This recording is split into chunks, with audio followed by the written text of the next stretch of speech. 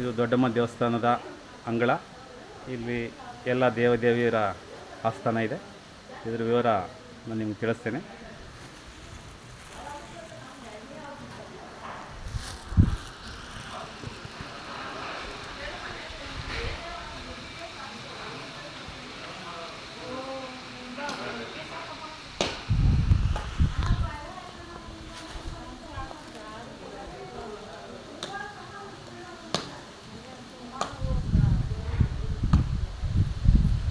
ಸ್ವಚ್ಛಂದವಾದ ವಾತಾವರಣ, ಹಸಿರು ವಾತಾವರಣದಲ್ಲಿ ದೇವಸ್ಥಾನ ಸುಮಾರು ಒಂದು 60 ವರ್ಷಗಳಿಂದ ಈ ದೇವಸ್ಥಾನ ನಡೀತಾ ಇದೆ. ತುಂಬ ಶಕ್ತಿಯುತವಾದ ದೇವತೆ ದೊಡ್ಡಮ್ಮ.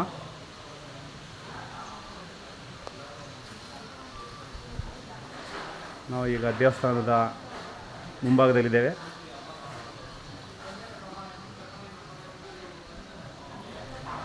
ಇದು ದೇವಿಯ ಪಾದ ಮತ್ತು ತ್ರಿಶೂಲ, ತಾಯಿ ತ್ರಿಶೂಲ.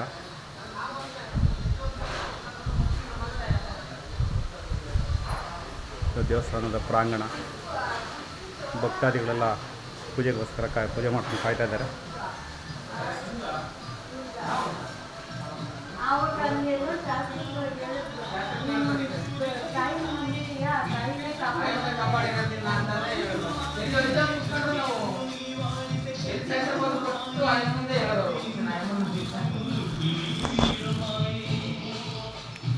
ಅಮ್ಮನವರು, ದೊಡ್ಡಮ್ಮನವರು ಭಕ್ತಾದಿಗಳೆಲ್ಲ ಪೂಜೆ ಮತ್ತು ಇದಕ್ಕೋಸ್ಕರ ನಮ್ಮ ಹರೀಶ್ ಸರು ಈಗ ಪೂಜೆ ತಲೀನರಾಗಿದ್ದಾರೆ. ಅವರ ಪರಿಚಯ ಆಗುತ್ತೆ. ಇಲ್ಲಿದ್ದ ಪರಿಚಯ ನಮ್ಮ ಹರೀಶ್ ಸರ್ ಹೇಳ್ತಾರೆ, ನಮ್ಮ ಸ್ನೇಹಿತರು. ಸರ್, ಅಮ್ಮನವ್ರ ಪರಿಚಯ ಮತ್ತು ಇಲ್ಲಿನ ವಿಶೇಷಗಳ ಬಗ್ಗೆ ತಾವು ಹೇಳಬೇಕು. ಏನಿಲ್ಲ, ಈಗ 90 ವರ್ಷದಿಂದ ಇತಿಹಾಸ ಇದು ನಡ್ಕೊಂಡು ಹೋಗ್ತಾ ಇದೆ. ಇಲ್ಲಿ ತಡೆ ಹೊಡೆಯೋದು ಅಮಾಸೆ ಪೂರ್ಣಿಮೆ ಟೈಮಲ್ಲಿ ತಡೆ ಹೊಡಿತೀವಿ. ಏನೇ ಸಮಸ್ಯೆ ಇದ್ದರೂ ಅಮ್ಮನ ಹತ್ರ ಮೊರೆ ಹೋದರೆ ಅದರಲ್ಲಿ ಎಲ್ಲ ಸಮಸ್ಯೆ ಎರೆಯುತ್ತೆ. ಅದ್ರಲ್ಲಿ ಅವರ ಭಕ್ತರು ಏನೇ ತೋರಿಸುತ್ತೋ ಅದನ್ನು ಮಾಡ್ತಾ ಹೋಗ್ತಾ ಇದ್ದಾರೆ. ಏನಪ್ಪ ಅಂದರೆ ಚಿತ್ರಹಿತ ದೇವಸ್ಥಾನ ಇದು. ಅಂದರೆ ಮೂಲ ಒಂದು ನಮ್ಮ ಅಜ್ಜಿಯವರು. ಸರ್, ಇದ್ರ ಮೂಲ ಕಟ್ಟಿದವ್ರು ನಮ್ಮ ತಾತವರು ಅಂತ ನಮ್ಮ ಮೂಲಸ್ಥರು ಹೇಳ್ತಾ ಇದ್ದಾರೆ. ನಿಜಾನ ಸುಳ್ಳ ನನಗೆ ಗೊತ್ತಿಲ್ಲ. ಕಟ್ಟಿದವರು ಅಂದರೆ ಚಿಕ್ಕದಾಗಿ ಕಟ್ಟಿದಾಗ ನಮ್ಮ ತಾತವರು ಎಲ್ಲ ಜೊತೆಲಿ ಇದ್ರಂತೆ. ಎಲ್ಲ ನಮ್ಮ ಕುಟುಂಬದವರು ಫಸ್ಟ್ ಸ್ಟಾರ್ಟಿಂಗ್ ಸೇರಿ ಒಕ್ಕಲುಗಳಿಗೆ ಜಾಸ್ತಿ ಇನ್ವಾಲ್ವ್ ಆಗುತ್ತೆ. ಏನೇ ಸಮಸ್ಯೆ ಬರಲಿ, ಒಂದು ಕಷ್ಟ ಅಂತ ಬರಲಿ, ನಾವು ಶಿವಂಗಿ ಅವರು ಗೊತ್ತಿರಬೇಕು. ನಮ್ಮ ತಾಯಿಯವ್ರಿಗೆ ಶಿವಂಗಿ ವೆಂಕಟಮ್ಮನವರು, ನಿಮ್ಮ ಅಜ್ಜಿಯವ್ರಿಗೆಲ್ಲ ಚೆನ್ನಾಗಿ ಗೊತ್ತು. ಸೊ ಇಲ್ಲಿ ಪೂಜೆ, ವಿಶೇಷ ಪೂಜೆಗಳ ಬಗ್ಗೆ ಯಾವ್ಯಾವ ಟೈಮ್ ನಡೆಯುತ್ತೆ ಅದ್ರ ಬಗ್ಗೆ ನಮಗೆ ಸ್ವಲ್ಪ ತಿಳಿಸಿ. ಭಕ್ತಾದಿಗಳು ತಿಳಿಸೋದಕ್ಕೆ ಇಲ್ಲಿಂದ ಬರೋದಕ್ಕೆ ಏನು ವ್ಯವಸ್ಥೆ ಇದೆ ಅದ್ರ ಬಗ್ಗೆ ಸ್ವಲ್ಪ ತಿಳಿಸಿ. ಶುಕ್ರವಾರ, ಮಂಗಳವಾರ ಎನಿ ಟೈಮು ಪೂಜೆ ಇದ್ದೇ ಇರುತ್ತೆ. ಪ್ಲಸ್ ಪಾಯಿಂಟ್ ಏನಪ್ಪ ಅಂದರೆ ಇಲ್ಲಿ ಬಸ್ಸಿನ ಸೌಕರ್ಯಗಳು ಅಷ್ಟು ಕಮ್ಮಿ, ಆಟೋಗಳು ತುಂಬ ಬರ್ತವೆ. ಅಂದರೆ ಎಲ್ಲಿಂದ ಆಟೋದಲ್ಲಿ ಬರಬೇಕು? ಬೇಗೂರಿಂದ ಬರಬೇಕು? ಇದು ಆನಂದ್ ನಗರ ದೊಡ್ಡಮ್ಮ ದೇವಸ್ಥಾನ. ಏನಂತ ಕೇಳಬೇಕು ಅಲ್ಲಿಂದ ಇಲ್ಲಿಗೆ ಬರಲಿಕ್ಕೆ? ನೆಲಮಂಗಲ ಬಂದು ನೆಲಮಂಗಲದಿಂದ ದೊಡ್ಡಮ್ಮ ಚಿಕ್ಕಮ್ಮ ದೇವಿ ದೇವಸ್ಥಾನ ಅಂತ ಕೇಳಬೇಕು. ಏರಿಯಾ ಏನಾರು ಹೇಳ್ಬೇಕಾ? ಒಂದು ಆನಂದ್ ನಗರ. ಆನಂದ್ ನಗರ ದೊಡ್ಡಮ್ಮ ದೇವಸ್ಥಾನ ಅಂದರೆ ಓಕೆ. ಆಮೇಲೆ ಇಲ್ಲಿಂದ ಮೇನು ಪೂಜೆಯಲ್ಲಿ ಇರೋದು ಅಂದರೆ ತಡೆ ಹೊಡೆಯೋದಿಲ್ಲ. ಏನು ವಿಶೇಷ ತಡೆ ಹೊಡೆಯೋದಂದ್ರೆ? ತಡೆ ಹೊಡೆಯೋದ್ರಲ್ಲಿ ದೃಷ್ಟಿ ಅಂದರೆ ಜನದೃಷ್ಟಿ. ಸಡನ್ ಆಗಿ ಏನು ವೀಕ್ ಆಗ್ತಾ ಇದೀವಿ, ಆರೋಗ್ಯದಲ್ಲಿ ಏನೋ ಸಮಸ್ಯೆಗಳು, ಮನೇಲಿ ಏನೋ ಕಿತ್ತಾಟಗಳು, ಆಮೇಲೆ ಈ ಥರ ಆ ದುಡ್ಡು ಕಾಸಲ್ಲಿ ಎಷ್ಟೆಲ್ಲ ದುಡಿದ್ರು ಕೈಯಲ್ಲಿ ನಿಲ್ಲಲ್ಲ. ಆಮೇಲೆ ಏನೋ ಒಂದು ಸಮಸ್ಯೆಗಳಿಗೆ ಪರಿಹಾರಗಳು ಈ ಅಮ್ಮನಿಂದ ಬೇಡ್ಕೊಂಡು ಹೋದ್ರೆ 100% ಕೆಲಸ ಆಗುತ್ತೆ. ನಾನು ಈ ದೇವಸ್ಥಾನದಲ್ಲಿ ಹುಟ್ಟು ಬೆಳೆದವನು. ನನಗೆ 60 ವರ್ಷ. ನಾವು ಹೇಳೋದು ಬೇಡ, ಅವ್ರ ಅನುಭವ ಪಟ್ಟು. ಇಲ್ಲ, ನನಗೆ 60 ವರ್ಷ. ನಾನು ಹುಟ್ಟದಾಗಲಿಂದ ಈ ದೇವಸ್ಥಾನಕ್ಕೆ ಬರ್ತಾ ಇದ್ದೀನಿ. ಅದು ನಾನು ಹೇಳೋದು ತಪ್ಪಾಗುತ್ತೆ. ಅದು ನೀವು ಅದ್ರ ಬಗ್ಗೆ ಹೇಳಿದ್ರೆ, ಅದು ನಾವು ಹುಟ್ಟಿದ ಬೆಳೆದ ಮಕ್ಕಳು ಇಲ್ಲಿ. ದೇವ್ರ ಬಗ್ಗೆ ಹೇಳೋದು ದೊಡ್ಡವರಾಗಿಲ್ಲ. ಅಂದರೆ ನಾವು ಒಂದು ಕೆಲಸದಲ್ಲಿದ್ದು ಶುಕ್ರವಾರ ಮಂಗಳವಾರ ಅಮ್ಮನ ಸೇವೆಗೆ ಅಂತ ನಿಂತ್ಕೊಂಡ್ಬಿಟ್ಟಿವಿ. ನಮಗೂ ಮಾಡೋದು ಬೇರೆ ಕೆಲಸಗಳಿಲ್ಲ. ಅಮ್ಮ ದೊಡ್ಡಮ್ಮರಿದ್ದಾಗ ತುಂಬ ವಿಶೇಷವಾಗಿತ್ತು. ಜಾತ್ರೆ ಇರುತ್ತೆ, ಜಾತ್ರೆ. ದಸರಾ ಕಳೆದ 15 ದಿವಸದಲ್ಲಿ ಒಂದು ಜಾತ್ರೆ ಬರುತ್ತೆ, ದೊಡ್ಡ ಜಾತ್ರೆ. ಆಮೇಲೆ ಯುಗಾದಿ ಕಳೆದಿ ಒಂದು 15 ದಿವಸದಲ್ಲಿ ಅದೊಂದು ಜಾತ್ರೆ ಬರುತ್ತೆ. ಅದರಲ್ಲಿ ಸಾವಿರಾರು ಜನ ಇದೆ. ಅದರಲ್ಲಿ ಅನ್ನ ಸಂದರ್ಭಣೆ, ಆಮೇಲೆ ಮರಿಗಳು ಹೊಡಿಯೋದಿದೆ. ಕಾರ ದೇವರಾಗಿರೋದ್ರಿಂದ ಸ್ವಲ್ಪ ಬಲಿ ದೇವರಿದು. ಹಾಗಾಗಿ ಇಲ್ಲಿ ವ್ಯವಸ್ಥೆ ನಡೀತಾ ಇದೆ. ಏನು ಅವ್ರು ನಡೆಸ್ಕೊಂಡು ಹೋಗಿದ್ದಾರೆ. ಹಾಗೆ ನಾವು ಬೇರೆ ಏನಾದರೂ ಇಲ್ಲಿ ಕೊರತೆಗಳು ಅಥವಾ ಬೇರೆ ಏನಾದ್ರು ಫಂಡ್ಸು ತಗೊಳಕ್ಕೆ ವ್ಯವಸ್ಥೆ ಅಥವಾ ಏನಾರು ಬೇರೆ ಆ ಥರ ಏನಾರು ಇದೆಯಾ? ನಾವು ಯಾವತ್ತೂ ಬಾಯಿ ಬಿಟ್ಟು ಯಾರನ್ನೂ ಕೇಳಲ್ಲ. ಅವ್ರ ಪ್ರೀತಿಯಿಂದ ಏನಾರು ಮಾಡೋದಿದ್ರೆ ದೇವಸ್ಥಾನ ಮಾಡೋದು. ಓಕೆ. ಸೊ ಯಾವ ರೀತಿ ತಗೊಳ್ತಾ ಇದ್ದೀರಾ? ಚೆಕ್ ಮೂಲಕ ತಗೊಳ್ತಾ ಇದ್ದೀರಾ? ಅದು ಡಿ ಅಥವಾ ಇದು ಏನಾದರೂ ಬ್ಯಾಂಕ್ ಅಕೌಂಟ್ ಮೂಲಕ ನಾವೇನಾದರೂ ನಿಮ್ಮ ಬ್ಯಾಂಕ್ ಅಕೌಂಟ್ ಹೇಳಿದ್ರೆ ಅದಕ್ಕೆ ಹಾಕ್ಲಿಕ್ಕೆ ಅವಕಾಶ ಇದೆಯಾ? ಏನು ಅವ್ರವ್ರ ಪ್ರೀತಿ.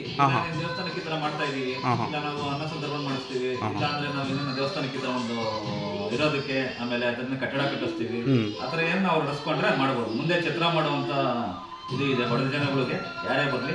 ಹೇಗೆ ನಿಮ್ದು ಇದು ನಿಮ್ದು ಸ್ವಂತ ಜಾಗ, ಇಲ್ಲಿ ಸುತ್ತಲೂ ಜಮೀನು ಹಸಿರು ವಾತಾವರಣ ಇದೆ, ಇದು ನಿಮ್ಮ ಸ್ವಂತ ಜಾಗದಿಂದ ಏನು ಬೇಕಾದ್ರೂ ಡೆವಲಪ್ ಮಾಡೋದು ಅದು ಅಮ್ಮನ ಇಚ್ಛೆ. ನಿಮ್ಗೆ ಏನು ಶಕ್ತಿ ಕೊಡ್ತಾಳೆ ಅಮ್ಮ ಅದನ್ನು ನೀವು ಡೆವಲಪ್ ಮಾಡ್ತೀರಿ, ಅದ್ರ ಜೊತೆಗೆ ಭಕ್ತಾದಿಗಳು ಅದಕ್ಕೆ ಕೈಗೂಡಿಸ್ಬೇಕು. ಯಾಕಂದ್ರೆ ಅವರು ಪ್ರೀತಿ ಕೇಳೋದಿಲ್ಲ, ನಾವಿವಾಗ ಸರಿ ನಮ್ಮ ಪ್ರೀತಿಯಿಂದ ಏನ್ ಮಾಡಿಸ್ಕೊಬೇಕು, ಅವ್ರು ಏನ್ ನಡೆಸ್ಕೊಂಡ್ ಬಂದಿದ್ರು ಅದನ್ನ ಬಿಡದಂಗೆ ಅಮ್ಮನ ಸೇವೆ ಮಾಡ್ತಾ ಇದ್ದೀವಿ. ನೋಡಿ, ನೀವು ವಿದ್ಯಾವಂತರಿದ್ದೀರಿ, ನಿಮಗೆ ನಾವೇನು ಹೇಳೋಗಿಲ್ಲ. ಸೊ ನಿಮ್ಮ ವಿದ್ಯೆ, ನಿಮ್ಮ ಕೆಲಸ, ನಿಮ್ಮದ್ರ ಬಗ್ಗೆ, ನಿಮ್ಮ ಎಜುಕೇಷನ್ ಬಗ್ಗೆ ಹೇಳಿ. ಎಜುಕೇಶನ್ ಬಂದು ನಾನು BA ಮಾಡಿದ್ದೀನಿ. ಹಾಂ. ಪ್ಲಸ್ ಇದರಲ್ಲಿ ಎಲ್ಲಾ ತರದಲ್ಲೂ ದೇವಸ್ಥಾನದ ಏನ್ ಬೇಕೋ ಅದನ್ನೆಲ್ಲ ನಾನೇ ನಿಂತ್ಕೊಂಡು ನಡೆಸ್ಕೊಂಡು ಹೋಗ್ತಾ ಇದ್ದೀನಿ. ನಾವೆಲ್ಲ ಇಲ್ಲಿ 11 ಜನ ದೇವತೆಗಳಿದ್ದಾರೆ, 11 ಜನ ದೇವಸ್ಥಾನಗಳನ್ನು ಕಟ್ಟಿಸಿದ್ದೀವಿ. ಮುಖ್ಯವಾಗಿ ಯಾರು ಇಲ್ಲಿ ಮುಖ್ಯವಾಗಿ ದೊಡ್ಡಮ್ಮ, ಆಮೇಲೆ ದೊಡ್ಡಮ್ಮ, ಚಿಕ್ಕಮ್ಮ, ಕಟೀಲಕ್ಕಮ್ಮ, ಜಲ್ಗೇರಮ್ಮ, ಉರ್ಮಾರಮ್ಮ, ಬಾಳೆಕಮ್ಮ, ಚೌಡೇಶ್ವರಿ, ಉರ್ಮಾರಮ್ಮ, ದುರ್ಗಮ್ಮ, ಆಮೇಲೆ ಶಿವಲಿಂಗಪ್ಪ, ಈಶ್ವರ, ಮುನೇಶ್ವರ, ಇಷ್ಟು ದೇವರು. ಇವಾಗ ಶ್ರೀದೇವ್ರು ಬಂದು 4 ದೇವರಿದೆ, ಕಾರದೇವ್ರು ಬಂದು 9 ದೇವರಿದೆ. ಇವಾಗ ನಿಮ್ಮ ಅಮ್ಮನವ್ರ ಅಜ್ಜಮ್ಮನವ್ರ ಬಗ್ಗೆ ನೀವು ಹೇಳ್ಬೇಕು, ಏಕೆ ಮುಖ್ಯವಾದವರು ಅವರೇ. ನಾನು ಅವ್ರ ಫೋಟೋ ಇದ್ರಲ್ಲಿ ತೋರಿಸ್ತೀನಿ ಆಮೇಲೆ. ಅಜ್ಜಿಯವ್ರು ಬಂದು ಅವ್ರಿಗೆ ಎಷ್ಟು ವರ್ಷದವರೆಗೂ ಬದುಕಿದ್ರು? ಅವ್ರು ಬಂದು 115 ವರ್ಷಕ್ಕೆ ಬಿಟ್ಟಾರೆ. ಅಂದ್ರೆ ಈಗ ರೀಸೆಂಟ್ ಆಗಿ 1 ವರ್ಷ ಆಯ್ತು. 115 ವರ್ಷ. 115 ವರ್ಷದಲ್ಲಿ ಅವರು ಫಸ್ಟ್ ಅವ್ರಿಗೆ ತುಂಬಾ ಕಾಯಿಲೆ ಇದ್ರು. ಅಂದ್ರೆ ದೇವಸ್ಥಾನ ಇರಲಿಲ್ಲ, ದೇವಸ್ಥಾನ ಚಿಕ್ಕದು. ಆ ದೇವಸ್ಥಾನದ ದೇವ್ರ ವಿಗ್ರಹ ಇದೆಯಲ್ಲ, ವಿಗ್ರಹ ಕೇಳಿದ್ರೆ ಗುತ್ತಾ ಇತ್ತು. ಆ ಗುತ್ತದೊಳಗೆ ಹಾವು ಇದು ಬರೋದು. ಅವ್ರ ಹತ್ರ ಬಂದು ಅಜ್ಜಿಯವರು ಮಲಗಿದ್ದಾಗ ಎಡೆ ಎತ್ಕೊಂಡು ನಿಂತಿತ್ತು.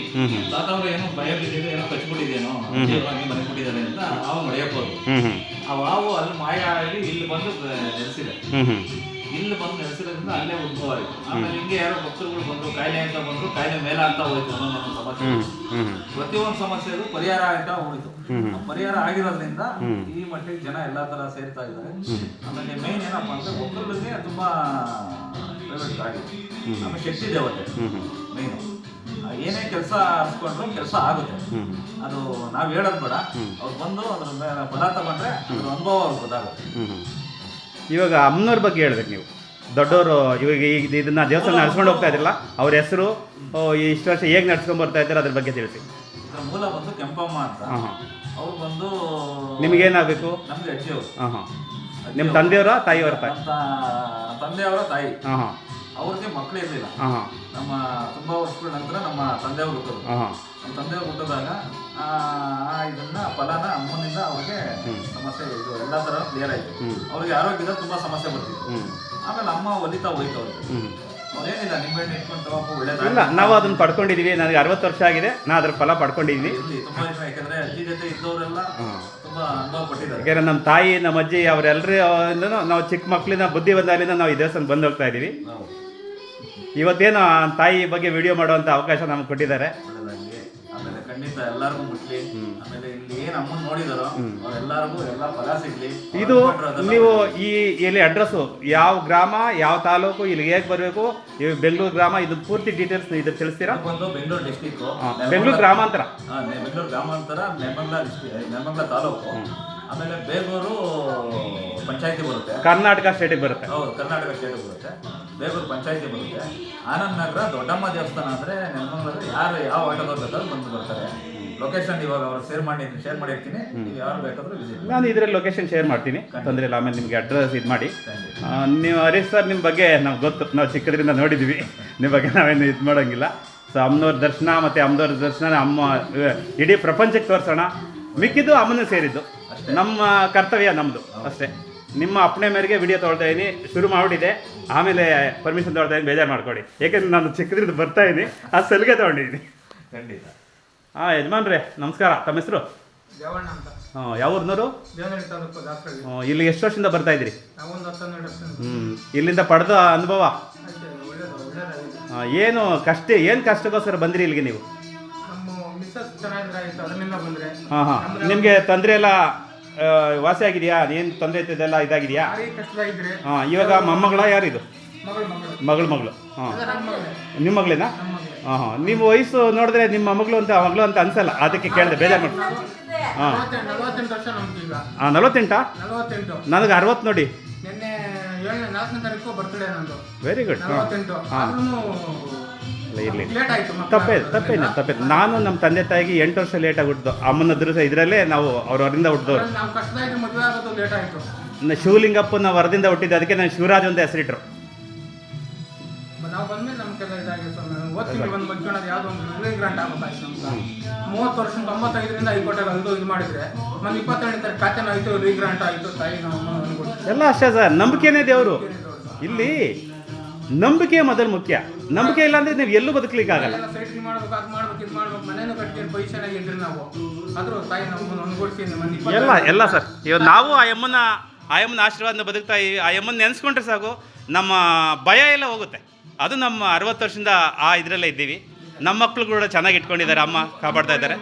ಅಮ್ಮನವರು ದರ್ಶನ ಮಾಡಿ, ಅಮ್ಮ ದೊಡ್ಡಮ್ಮನವರು.